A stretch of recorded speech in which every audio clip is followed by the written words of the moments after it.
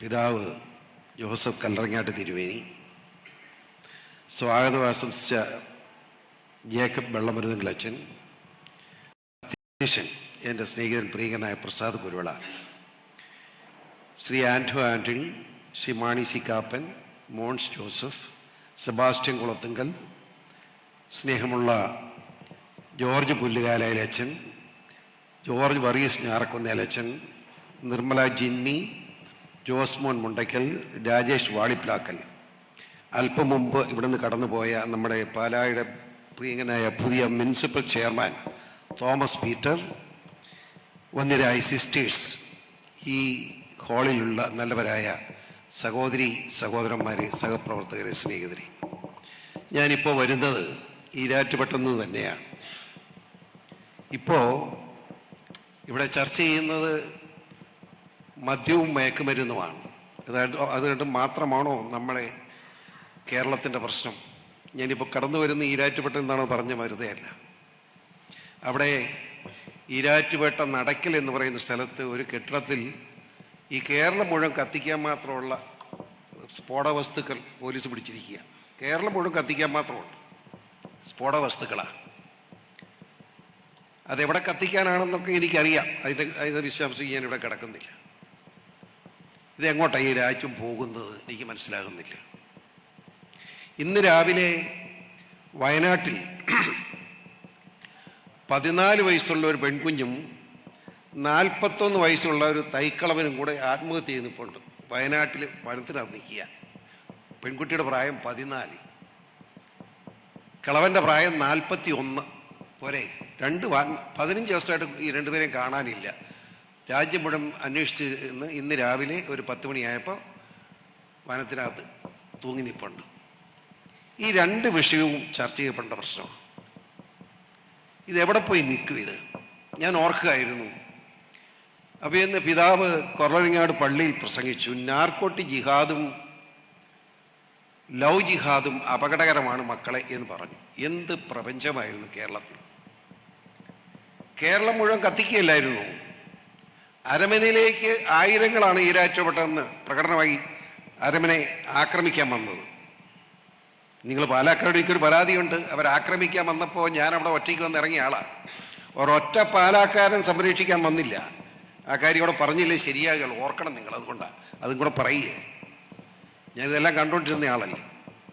ഇത് വലിയ അപകടകരമായ നിലയിൽ പോയിക്കൊണ്ടിരിക്കുക.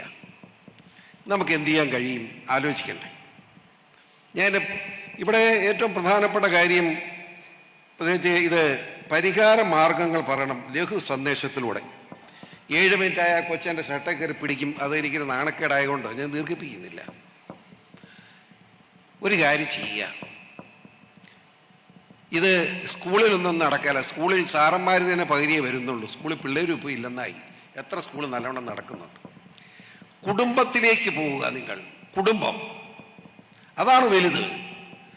നിങ്ങളുടെ കുടുംബത്തിൽ നിങ്ങളെ സന്ധ്യാപ്രാർത്ഥന മസ്റ്റായിട്ട് വേണം. സന്ധ്യാപ്രാർത്ഥന.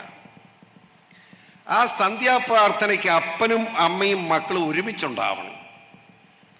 ആ പ്രാർത്ഥനയ്ക്ക് ശേഷം അപ്പനും അമ്മയും മക്കളും ഒരുമിച്ചിരുന്ന് ഭക്ഷണം കഴിക്കണം. ആ ഒരുമിച്ചിരുന്ന് ഭക്ഷണം കഴിക്കുമ്പോൾ ആ ദിവസത്തെ മുഴുവൻ കാര്യങ്ങളും ചർച്ച ചെയ്യണം. നീ എവിടെ പോയി? അവൻ പറയണം, കൊച്ച് ഞാൻ ഇന്ന് ഈ പെണ്ണിനെ കണ്ടു, അല്ല ഞാൻ ഈ ചെറുക്കനെ കണ്ടു, അവൻ ഇന്നത് സംസാരിച്ചു, അവൻ്റെ വീട്ടിലെ കാര്യം ഇന്നതുകൊണ്ട്, എന്തും ആയിക്കോട്ടെ. അപ്പനും അമ്മയും സൗമനസ്യത്തോടുകൂടി ആ കുഞ്ഞുങ്ങൾ പറയുന്നത് കേൾക്കാൻ സമയം കണ്ടെത്തുക. അങ്ങനെ പരസ്പരമുള്ള ചർച്ചയിലൂടെ മദ്യത്തിൻ്റെ ആസക്തി കൊണ്ട് ഈ രാജ്യത്തുണ്ടാകുന്ന അപകടങ്ങൾ പറഞ്ഞ് മനസ്സിലാക്കി, അത് പറയുന്നു എന്ന് അവർക്ക് ബോധ്യപ്പെടാതെ ഒരു സാഹചര്യത്തിലൂടെ ആ കുഞ്ഞുങ്ങളെ മനസ്സിലേക്ക് അത് കടത്തിവിട്ട് അങ്ങനെ കുടുംബങ്ങളിലൂടെ മാത്രം പ്രചരണം നടത്തിയേ മദ്യത്തിനെതിരായ പ്രചരണത്തിൽ നമുക്ക് മുമ്പോട്ട് പോകാൻ കഴിയൂ എന്നാണ് എൻ്റെ വിചാരം. അതുപോലെ തന്നെ നമ്മുടെ പെൺകുട്ടികളുടെ മുക്കിനെ പറ്റി പറഞ്ഞാൽ ഞാൻ ഇവിടെ പരസ്യമായിട്ടൊന്നും പറയുന്നില്ല. വളരെ ഗതികെട്ട നിലയിലാണ്. 400ഓളം കുഞ്ഞുങ്ങളാണ് ലവ് ജിഹാദിലൂടെ നമുക്ക് നഷ്ടപ്പെട്ട. മീനച്ചി താലൂക്ക് മാത്രം എത്രത്തെ തിരിച്ചു കിട്ടി? 41 തിരിച്ചു. സമയക്കുള്ള ചരിത്രത്തിലേക്ക് കിടക്കുന്നില്ല. ഞാനിത് അനുഭവിച്ചുകൊണ്ടിരിക്കുക. അതിന് എനിക്കറിയാൻ വേദനിക്കുന്ന അനുഭവങ്ങൾ എനിക്ക് കിട്ടിയ അനുഭവമുണ്ട്. ഞാനതിലേക്ക് കിടക്കുന്നില്ല.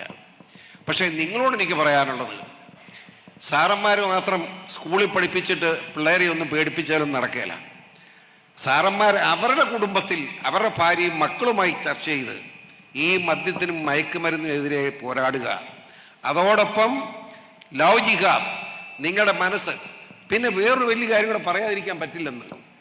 ഈ ക്രിസ്ത്യാനി എന്തിനാ ഒരു 25-30 പറഞ്ഞാലും ഇന്നലെ ഒരു കൊച്ചു പോയി, പെക്കൊച്ച്, വയസ്സ് 25. ഇന്നലെ രാത്രി 9:30 പോയത്, തപ്പിക്കൊണ്ടിരിക്കുക. ഞാൻ ചോദിക്കട്ടെ, 25 വയസ്സുവരെ ആ പെൺകൊച്ചിനെ പിടിച്ചു വെച്ചാൽ അപ്പനിട്ട് അടി കൊടുക്കണ്ടേ? എന്നാ അതിനെ കെട്ടിച്ചുവിടാഞ്ഞ്?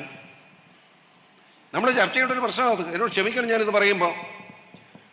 ഒരു 18-19 വയസ്സായി പഠിച്ചുകൊണ്ടിരിക്കുകയാണ്. ഒരു 22-23 വയസ്സാകുമ്പോൾ ആ കുഞ്ഞിനെ കെട്ടിച്ചു വിടണ്ടേ? ആ മര്യാദ കാണിക്കണ്ടേ? 25 വയസ്സാകുമ്പോൾ എനിക്ക് തോന്നൂല പെണ്ണുങ്ങളെ കാണുമ്പോൾ ഒരു സന്തോഷം. അപ്പോൾ ഒരു പെൺകൊച്ചിന് ആണുങ്ങളെ കാണുമ്പോൾ സന്തോഷം തോന്നുകയല്ലേ? ഇത് റിയാലിറ്റിയാണ്, മനുഷ്യസഹജമായ ദൗർബല്യങ്ങളാണ്. ഇതറിയാതെ പോയിട്ട് കാര്യമൊന്നുമില്ല. അതുകൊണ്ട് നമ്മുടെ ക്രൈസ്തവ കുടുംബങ്ങളിൽ ഞാൻ ചോദിക്കട്ടെ, മുസ്ലിം പെണ്ണുങ്ങൾ പഴയ്ക്കുന്നില്ലല്ലോ, എന്താ കാര്യം? 18 തികയുമ്പോഴേ പിടിച്ച് കെട്ടിക്കുക. നമ്മളോ ഒരു 28-29 ആയാലും വല്ല ശമ്പളം കിട്ടുന്നതാണ് കെട്ടിക്കുകയില്ല. എന്നാ അതിൻ്റെ ശമ്പളം ഇങ്ങ് പോരട്ട് ഊറ്റിയെടുക്കാമല്ലോ. അതാണ് പ്രശ്നം. നിങ്ങൾ അതുകൊണ്ട് ചെയ്യേണ്ടത്, ക്രിസ്ത്യാനികൾ നിർബന്ധമായി ഒരു 24 വയസ്സിനകം ഒരു പെൺകുട്ടി ഉണ്ടെങ്കിൽ കല്യാണം കഴിഞ്ഞിട്ട് പഠിച്ചോട്ടൊരു കുഴപ്പമില്ല. അത് ക്രൈസ്തവ സമൂഹം പ്രത്യേകം ശ്രദ്ധിക്കണം എന്ന് മാത്രം ഞാൻ അപേക്ഷിക്കും. മറ്റു വിഷയങ്ങൾ ഇവിടെ ചർച്ച ചെയ്യാൻ വളരെയേറെ വിഷയങ്ങൾ ചർച്ച ചെയ്യേണ്ട പ്രശ്നമാണ്. ഞാൻ സമയം 7 മിനിറ്റുള്ളതുകൊണ്ട് ദീർഘിപ്പിക്കുന്നത് ശരിയല്ലാത്തതുകൊണ്ട് ചുരുക്കുകയാണ്. തീർച്ചയായിട്ടും അഭിനന്ദ പിതാവ് പറഞ്ഞ നാർക്കോട്ടിക് ജിഹാദും ലവ് ജിഹാദും ഒരുമിച്ച് തന്നെ കൊണ്ടുപോകാൻ, അതിനെതിരെയുള്ള പ്രവർത്തനം ഒരുമിച്ച് തന്നെ മുന്നോട്ട് നീങ്ങാനുള്ള നടപടിയിലേക്ക് ക്രൈസ്തവ സമൂഹം നീങ്ങിയാൽ അത് നന്നായി. ആ ക്രൈസ്തവ സമൂഹത്തോടൊപ്പം ഇവിടുത്തെ ഹൈന്ദവ സമൂഹം അവരെ അകറ്റി നിർത്തേണ്ടവരല്ല, അവരെ കൂടി യോജിപ്പിച്ചുകൊണ്ട് നിങ്ങൾ മുമ്പോട്ട് പോയാൽ അടുത്തുള്ള ക്ഷേത്രത്തിൽ പോകുന്നതിന് നിങ്ങൾ മേടിക്കുമെന്നുണ്ട്, അവരെ കൂടെ നമ്മോടൊപ്പം നിർത്തണം. അതല്ലാതെ ഇനി ഇന്ത്യ മഹാരാജ്യത്തിൽ രക്ഷപ്പെടുകയല്ല. പറഞ്ഞേക്കാം, ഞാൻ പറഞ്ഞല്ലോ, ഞാൻ ഈ രാജ്യപ്പെട്ടക്കാരനാണ്. നിങ്ങൾക്ക് രക്ഷപ്പെടണമെങ്കിൽ, സമൂഹം രക്ഷപ്പെടണമെങ്കിൽ ഇവിടുത്തെ ഹൈന്ദവ സമൂഹത്തെ കൂടി നമ്മോടൊപ്പം സഹകരിപ്പിച്ചുകൊണ്ട് മുമ്പോട്ട് പോയാൽ നന്നായിരിക്കും എന്ന് മാത്രം സൂചിപ്പിച്ചുകൊണ്ട്, ഒത്തിരിയേറെ കാര്യങ്ങൾ എൻ്റെ മനസ്സിലൂടെ വരുന്നെങ്കിലും സമയക്കുറവുകൊണ്ട് മറ്റു വിശദാംശത്തേക്ക് കിടക്കാതെ നിങ്ങളുടെ പ്രവർത്തനങ്ങൾ നന്നായി പോട്ടെ. അഭിനന്ദ പിതാവ് വിളിച്ചുകൂട്ട ഈ സമ്മേളനം വളരെ വിജയകരമായി കാണുന്നതിനുള്ള സന്തോഷം രേഖപ്പെടുത്തുന്നു. നമ്മുടെ വന്നിലെ അച്ഛന്മാരെല്ലാവരും ഉണ്ട്, സിസ്റ്റേഴ്സുണ്ട്, എല്ലാ ആളും, നിങ്ങളുടെ പേര് പറയേണ്ട കാര്യം എല്ലാവരും വന്നിട്ട് എല്ലാവരും ഞാൻ അഭിനന്ദിക്കുന്നു. തീർച്ചയായും വരുന്ന കാലഘട്ടങ്ങളിൽ ഈ മുൻപോട്ടുള്ള പ്രയാണത്തിൽ എല്ലാ ശക്തമായ പിന്തുണ, അത് ഞാൻ പറഞ്ഞ അറിയാമല്ലോ, ആ പിന്തുണ ഉറച്ച വിധത്തിൽ ഉണ്ടാവും എന്ന് ഉറപ്പ് നൽകിക്കൊണ്ട് ഞാൻ എൻ്റെ എളിയ വാക്കുകൾ ഉപസംഹരിക്കുന്നു. നന്ദി, നമസ്കാരം.